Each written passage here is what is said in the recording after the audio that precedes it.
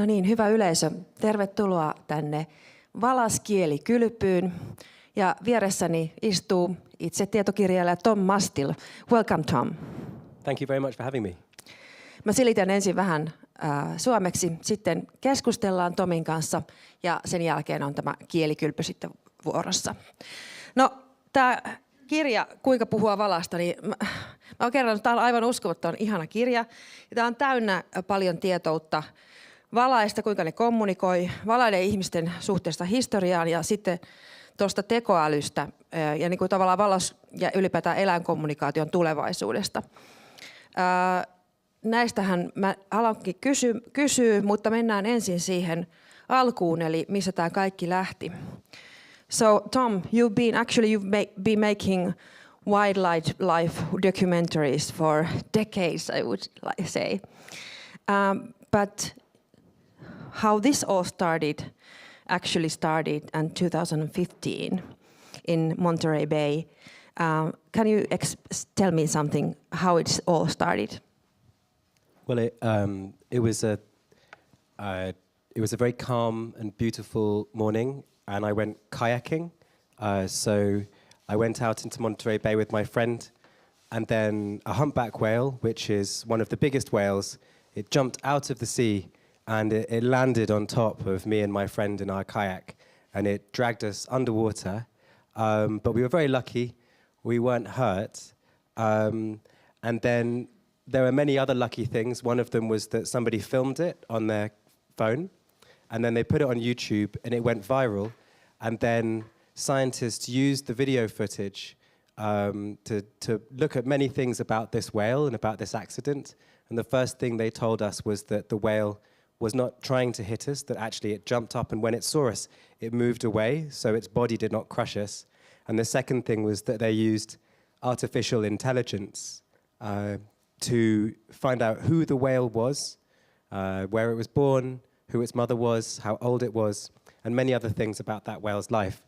And so that's why I became very interested in this area of science, which is where they're taking new technologies to looking at other animals and finding out things about their lives that we cannot when we just use our human bodies and our senses. Well, since you've been doing a lot of wildlife documentaries, you've been encountered with many actually other sea creatures apart from whales.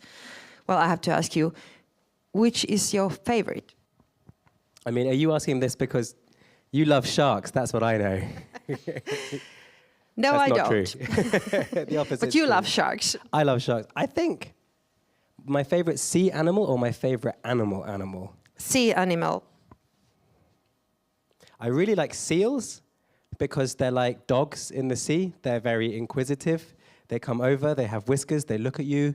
In the UK, you can swim with seals very easily, and especially when they're younger, they're very interested in people. I like the noises they make, like I find that noise very cute. And they don't eat people, which is a bonus. That's a good bonus.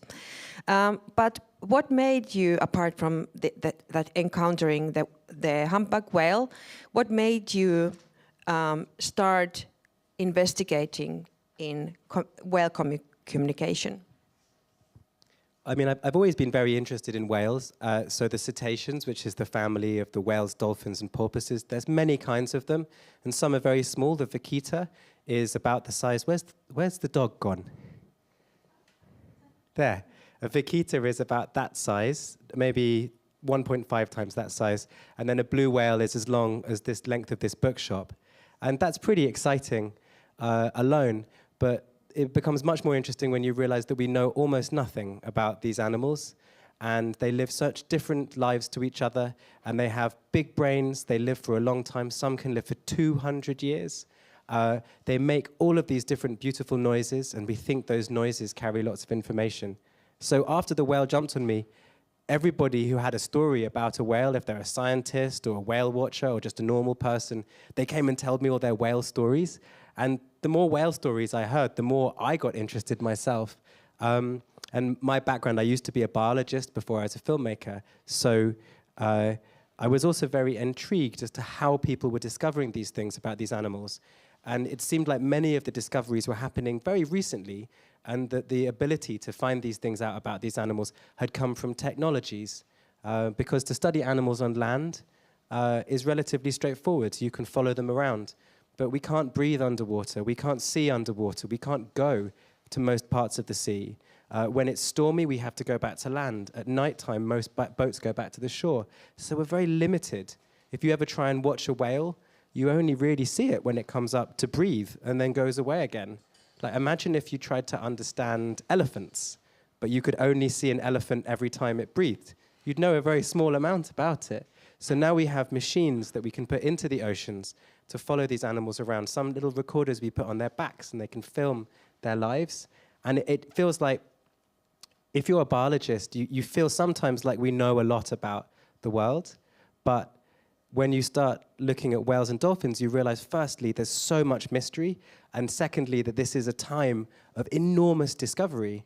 And that is just, it's so exhilarating. And being around these people who are making these discoveries is very addictive. Yes, also for the reader. But let's go back to the stories, because you've heard a lot of stories and we have a lot of stories here. One of my favorites is about the orcas in Australia. How have orcas helped people in Australia? I mean, this was one of the stories from the history that I found totally mind-blowing. So we have an orca migration. Yeah, that's how they sound. This is, he should be careful because the orcas will hear him and they're hungry. So on the southeast coast of Australia, along the coast is a migration route. So the big whales like minke whales and humpback whales, they every year they feed in the Antarctic of the seas. There's many fish there, and then they migrate to give birth and to mate in the warmer waters in the tropics. And as they do this journey every year with their babies, they go along the coast of Australia. And here, for tens, maybe hundreds of thousands, maybe millions of years, the killer whales have been waiting for them to try and trap them and eat their babies. And there have been people on this stretch of coast for 40,000 years at least. And in the outfits of the tribes, they have black and white colorations. You can see ancient engravings of the rocks there. Not orca fans, I see. The people there have built up a religious association with the whales, but they also have teamed up with them sometimes. And about 150 years ago, Western, like European colonists arrived there, and they started hunting the whales. And the Aboriginal people, the people from that part of Australia, taught the whalers how to work with the killer whales to hunt the other whales. And the way this would happen is the killer whales would be out in the sea, and when one of the big whales with its baby would come past, the killer whales would swim to the shore, and they would splash their tails on the ground, and they would get the attention of the whalers, sometimes in the night when they were asleep. Like that. Like this. Like a loud, attention-grabbing crash. So I'm now the whaler, and I'm asleep, and I know there's a whale out there for me to hunt. So there's my orca friend, and I would go out in my boat, and I would join him. So the whalers would go out, and they would hunt with the orcas. The orcas would trap the other whales. The whalers would harpoon them. The orcas would pull the ropes on their teeth with them. And then after the other whale was dead, the humans would leave the body, and the orcas would eat the tongue. And then after they'd finished eating the tongue, they would take the rest of the body back to the land, and they would chop it up into bits, and they would use it for whaling. And it's sad, you know, it's a sad story if you don't like whales being hunted. But this was called the law of the tongue, this deal between the humans and the orcas. And they did it for over 100 years, and there's photographs. And I've watched many video interviews with some of the people who took part in this. And there's oil paintings. And 3 generations of humans hunted with these orcas.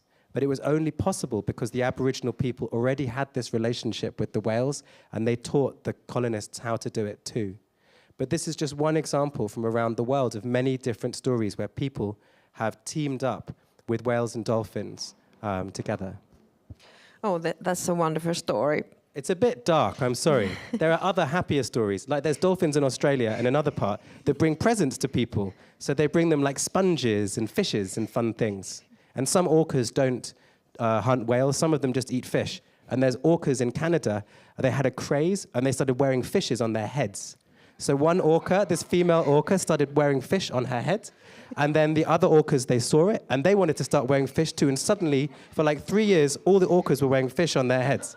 And no one knows why, which is kind of crazy. And so they think maybe, especially when they're teenagers, they have these like experimental period. Yes, it was on fashion.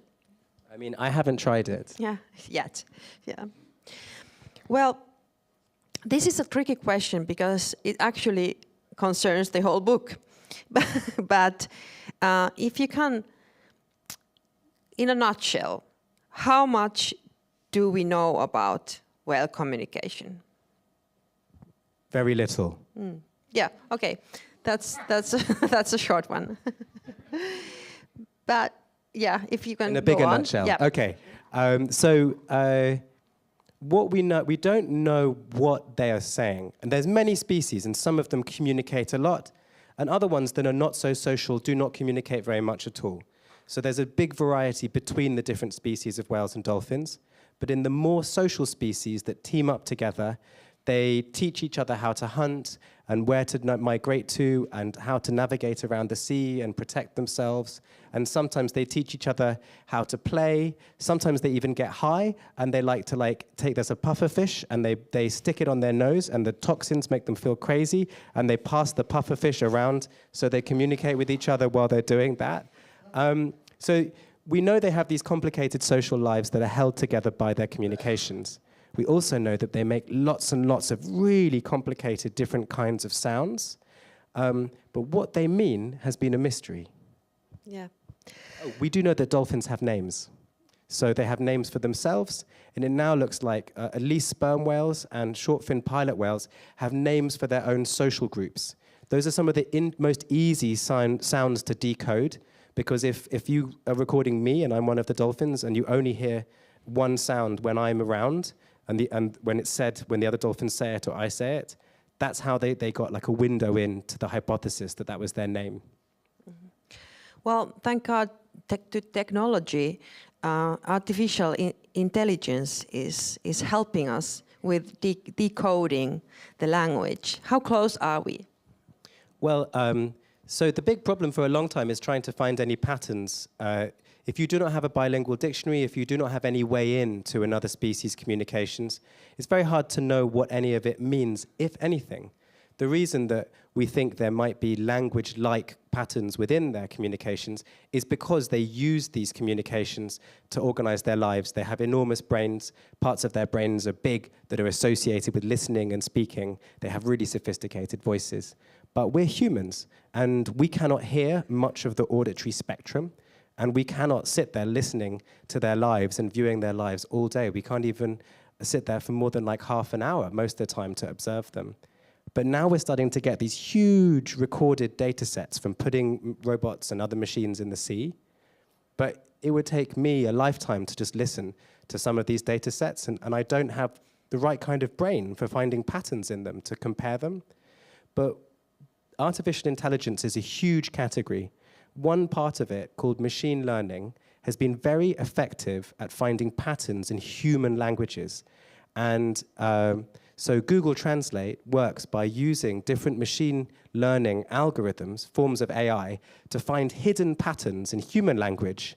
And it can use them to translate between human languages without being ever given a bilingual dictionary. You just need a lot of examples of one human language, and it kind of assembles a giant galaxy of all the interrelationships between everything that's said or written. So what the biologists are now trying to do, and there's a team working in the Dominica with sperm whales right now, they're trying to, firstly, to get the biggest ever data set of animal behavior data. They're trying to get all the conversations of one population of sperm whales for years and years and years. They want to know who's talking, who spoke afterwards, what else was happening, what was happening to the sea. They want to record baby whales learning to talk from their mothers. They want to learn basically all of these interactions and link them to who's there. They can then feed that information into these AIs that have been developed for use on human language to start making a giant map of the sperm whale communications.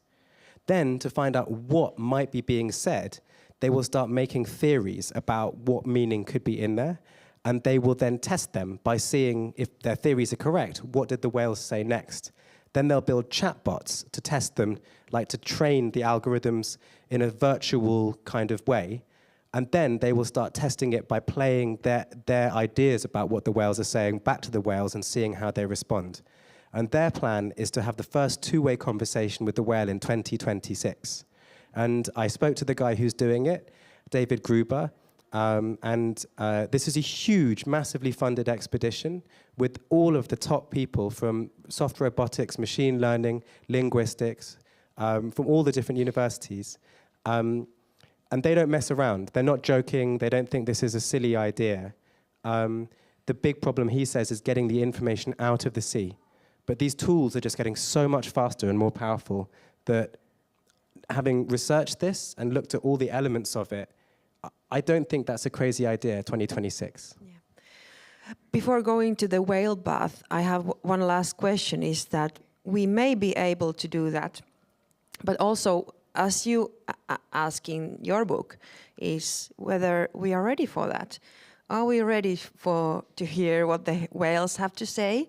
How do you think? Are we ready to change our own behavior in case something happens with the whales? I mean, it depends a bit what they're saying. Like, it could be that we're totally wrong and our hypotheses are incorrect and they're not saying things to each other. They're just making all of these very complicated sounds. But this hypothesis is not really supported by the evidence. What they are saying to each other might be ununderstandable to us. It might be impossible for us to even comprehend what is being passed between them. And all we ever know, because of our evolution, our lives being so different to theirs, we just know that there is some form of complex communication, and we can make a chart of it and we can map it, but there's no way in for us. That, again, who knows if that's likely? If we start to find that they have commonalities with things that we talk about, say challenges that the whales share, we also grow old. We also want to mate with each other. We also care for our children and are really upset when people die. These things, with similar brains, with similar evolutionary histories and pressures, it would be surprising if those things don't exist in their communication systems. And I think one thing would be to see them represented, like to understand that there are others that think and feel, which we already kind of feel like. That's why we have dogs and pets. That's why we are fascinated by other animals. We have an instinctive feeling that there are internal ways of feeling and thinking that are not so different from ours. I think to see them would undermine our feeling of specialness, that we are different from all the animals, or like a different kind of animal. And the effect on you that would have, I think it depends on how you think of yourself. Like, if it's very important for you to not be an animal, it will be very challenging.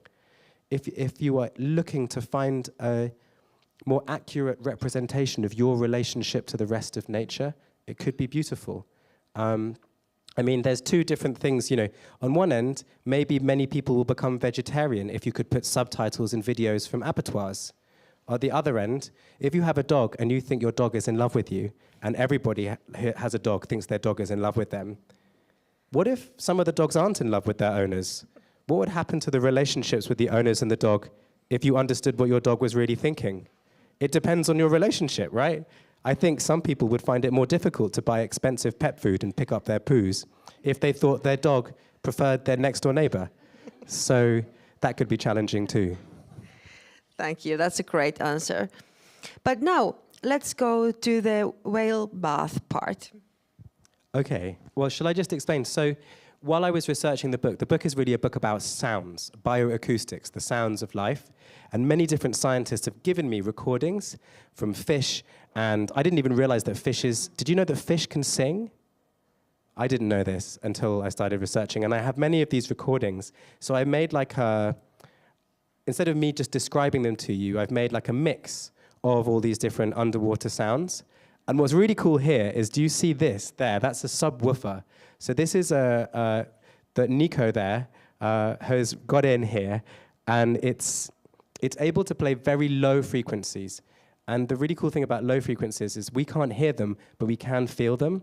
And if you listen to the voices of the really big whales, the blue whales, the fin whales, they talk in these frequencies, and they can travel for 500 miles across the oceans, some of the most powerful animal noises ever made. And when I swam with humpback whales, I was vibrated by their voices, and I wanted to try and help other people have this feeling. So I'm going to play you this mix, but before I play you the mix, I just want to play you just the voices of the blue whales, because it's so powerful, and I'll just play it a couple of times, just because Nico's got this cool speaker. So these are recorded in Monterey Bay in California, and they're called the A and B calls. So this is blue whales, so that's the biggest animal that's ever lived, and this is its voice.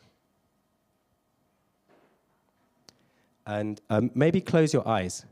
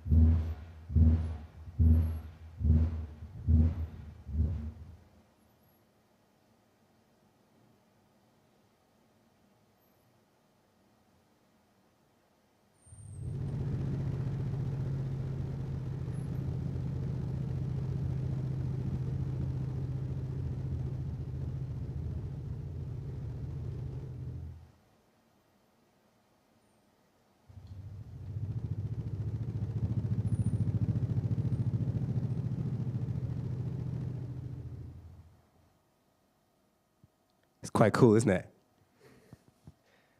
Okay, so I'm going to play the song bath now. I think if you want to get yourself comfortable, it's going to be 18 minutes long.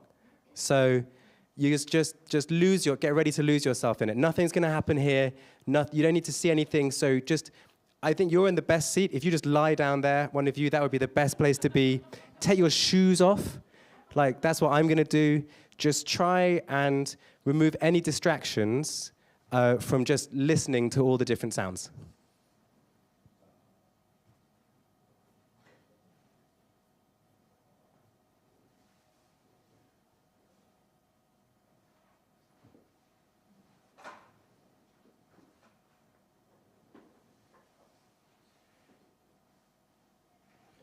Okay, are you ready?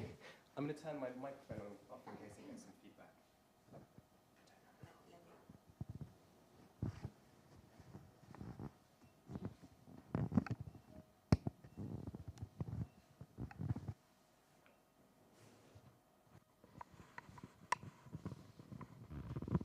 Now, please close your eyes and prepare yourself for some deep listening. We're going underwater.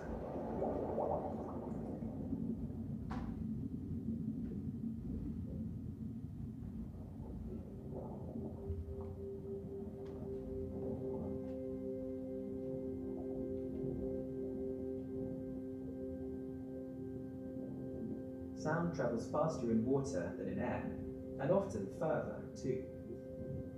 Even here, 3 miles below the waves, a hydrophone can receive the sound of rain falling on the surface.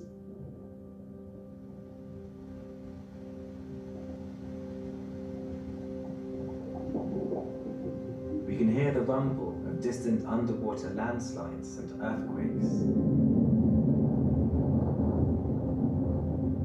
And when lightning strikes the surface, rings in the deep.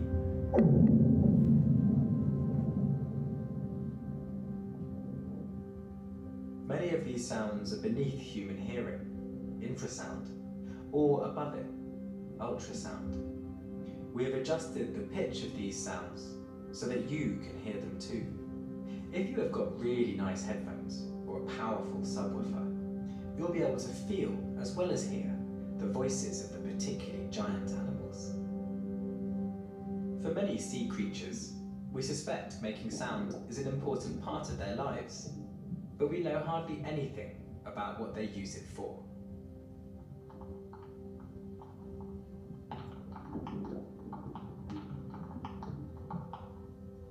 From the waters of New Zealand, this is a kina, or sea urchin, and this is a paddle crab.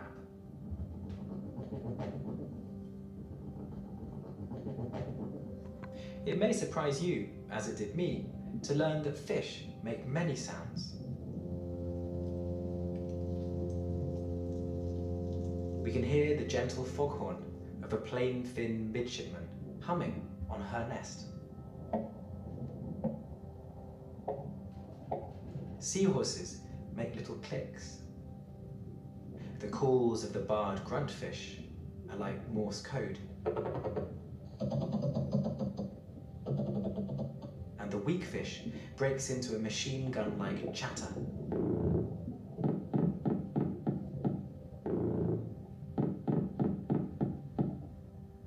Some fish will swim many miles to underwater mountains and call together.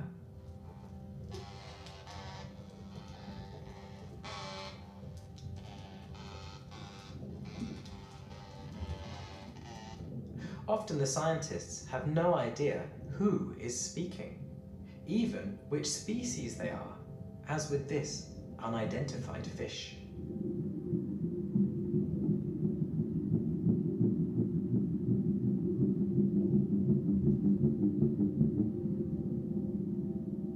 Perhaps the most wonderful of underwater animal voices belongs to the Weddell seal, who makes these extraordinary sounds, like signals from outer space.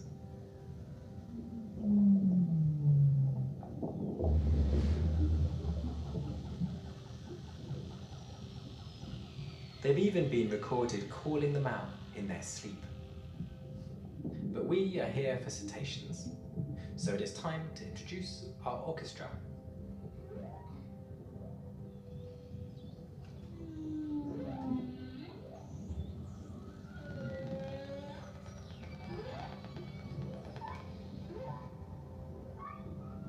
Cetaceans, the whales and dolphins, are mammals like us.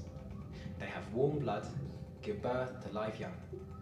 Many live as long as we do, and some far longer. Many are highly social. They breathe air, and their sound-producing machinery, their voices, use that air, passing it within their bodies over special structures which vibrate and resonate, as we humans also do to speak. They have excellent hearing, as they must do, because light penetrates the sea only a few score meters, and visibility is often bad. They rely on their hearing for their lives. The whales and dolphins are split into two groups, those with teeth, the odontoceti, and those with whiskery plates of baleen, the mystaceti. They make very different sounds. The toothed whales are sophisticated at using sound to navigate. They use special organs to echolocate, creating sounds and listening to their echoes. This is a killer whale, or orca, investigating a hydrophone hanging from a boat. You can hear the echolocation clicks speeding up as the whale nuzzles up to the recording device.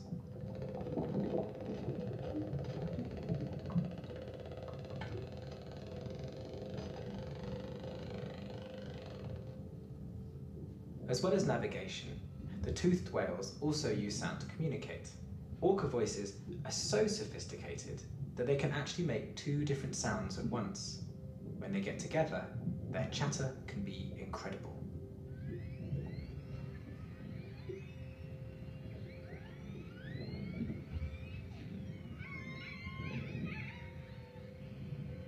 The largest of the toothed whales is the sperm whale.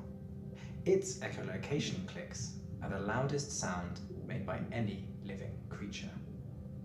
Here's a female sperm whale echolocating as she dives deep off Dominica.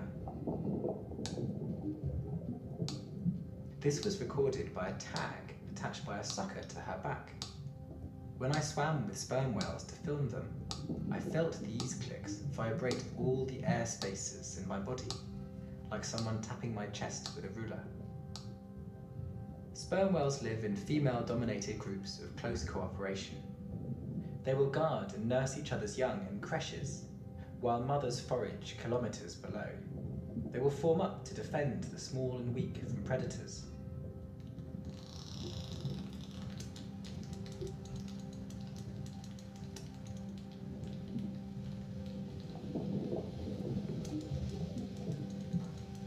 They teach their young to hunt and travel and interact using their voices, and they tell themselves apart from others like this too.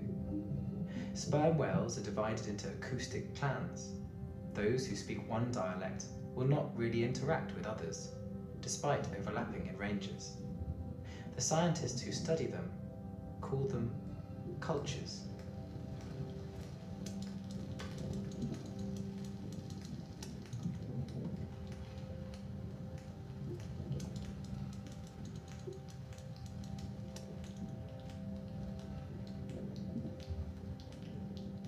Dolphins too are toothed whales, and some, like these common dolphins, have hundreds of different kinds of whistles.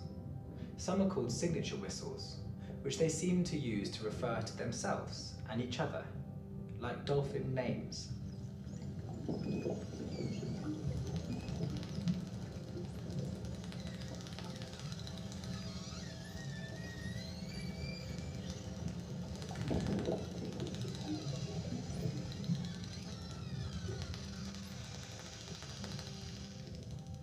Sometimes hundreds, even thousands of dolphins gather and charge across the seas in what is called a stampede.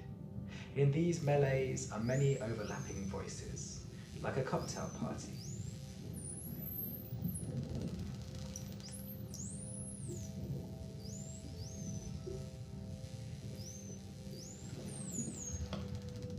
These are false killer whales. And these are bottlenose dolphins. Once they were thought of as competitors, perhaps even enemies, but scientists discovered that they not only hunt together, but they spend long periods in each other's company, travelling vast distances together, playing, feeding, socialising, and resting. They are very different animals, but they seem to be friends. The baleen whales, or mysticeti, do not echolocate, but they can also produce an astonishing range of sounds. This is the voice of a bowhead whale. These can live for over 200 years. The whale you are hearing could have learned to use its voice before the Battle of Trafalgar and long before the United States Civil War. Lives of animals like these compress our histories. Some whole species of whale are known only from their sounds. We've never seen the animals that make them. This is the voice of a mysterious whale known as 52. They are called 52 because he or she calls out at 52 hertz, a frequency no other whales use. Many believe this whale to be a blue or fin whale, but with a voice or hearing that doesn't work as others of their kind. They have dubbed this whale the loneliest whale. Whale voices confound our idea of intimacy. These are the calls of blue whales and fin whales, the largest animals to have ever lived. So deep that most is below your hearing, their voices can travel across entire oceans. Just because we see blue whales far apart, are they being solitary? If you could hear your friends over 500 miles away, what would it take for you to feel far from them? Perhaps the most brilliantly bizarre sounds of all the whales are the minkies and the dwarf minkies. Scientists studying them call this minky vocalization the boing.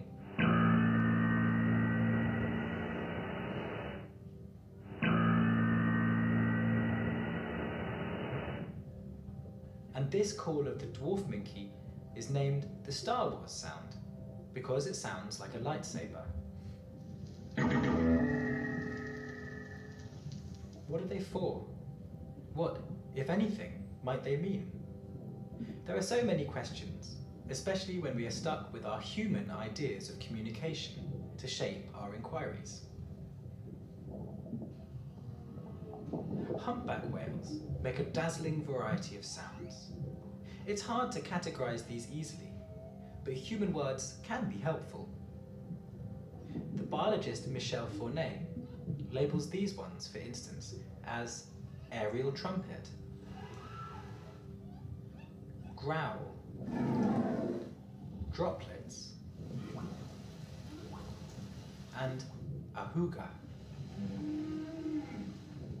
For a long time, people didn't think that whales made much sound at all.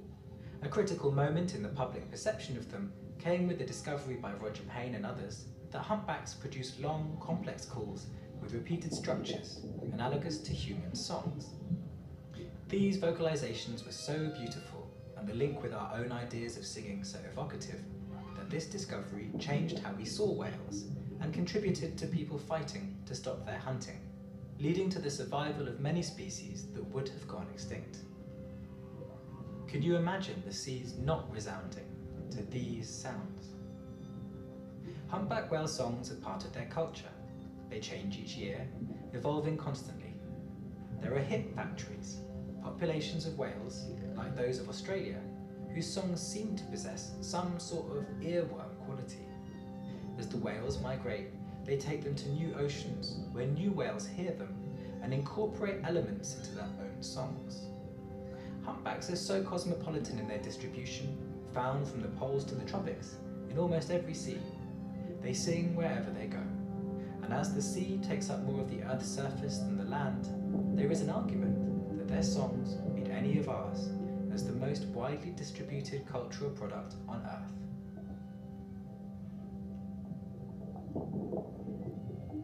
Of course, almost everywhere are also these sounds.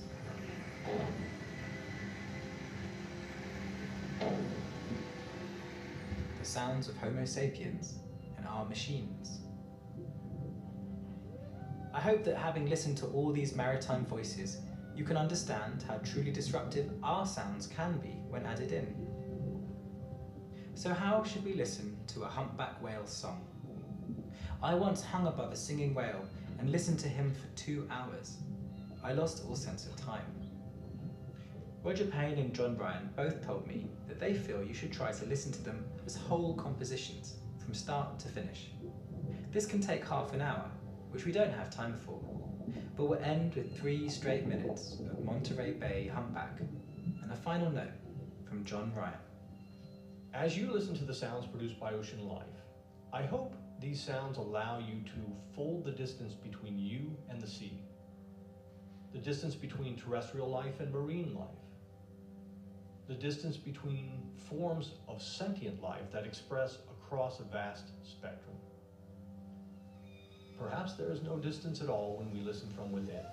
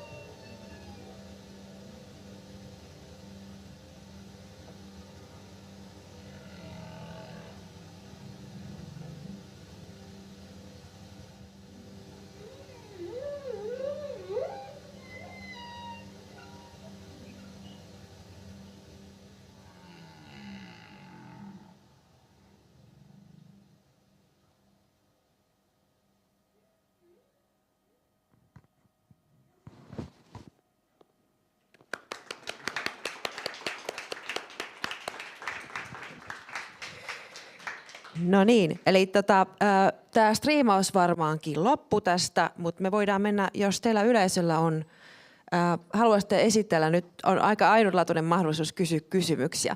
So we are going to the audience questions. I can be a mic girl. In case, I'll put my shoes on first. Well, let me ask you a question. What was the best whale or dolphin or sound? Does anybody have a favorite? The Star Wars one. Da da da da. That one. Yeah.